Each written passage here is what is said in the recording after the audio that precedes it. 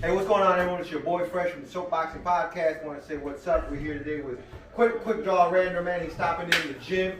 Man, I wanted to catch up with you first. I want to congratulate you on your last fight. It was in Vegas, in the bubble. You won decisively.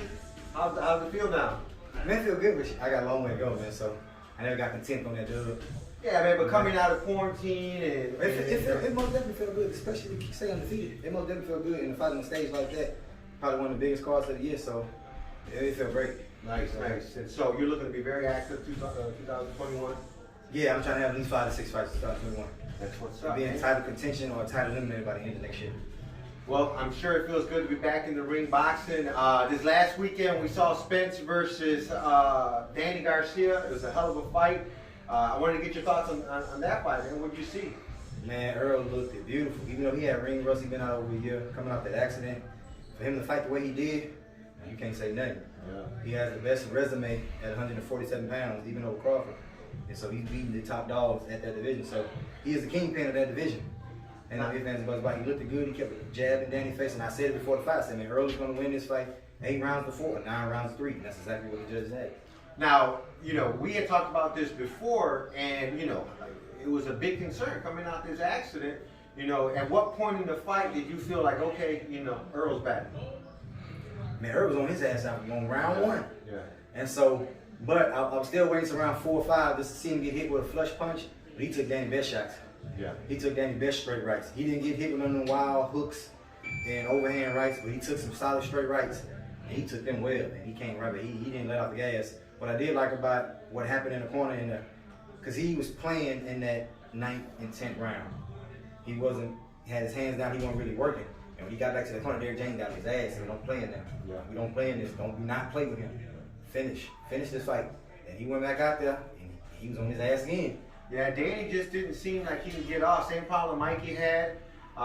He just couldn't find his range, and Earl just kept him at bay with his jab and had his will with him. Yeah, man, he was a dog, man, and that was just him getting back in the groove of things.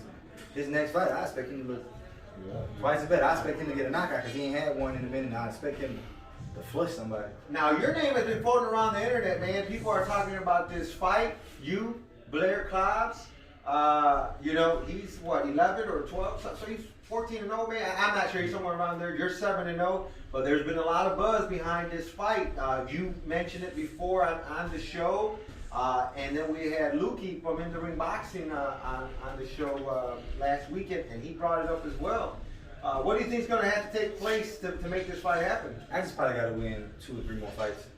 It'd be hard for the governing body to sanction it now because I have 7 fights and he has so many, but I am in the top 100 in the country, in the world, at our weight class. So with that being said, it can be made. I just got to win 2 more fights. With my amateur pedigree, he don't have an amateur pedigree like me at all. So with my amateur pedigree, I could probably get it now, or they probably want me to wait 2 more fights, which is fine. I'm gonna get his ass. Well, there you go, Blair. I know you're listening. Like he said, get it now, or he'll get you sooner or later.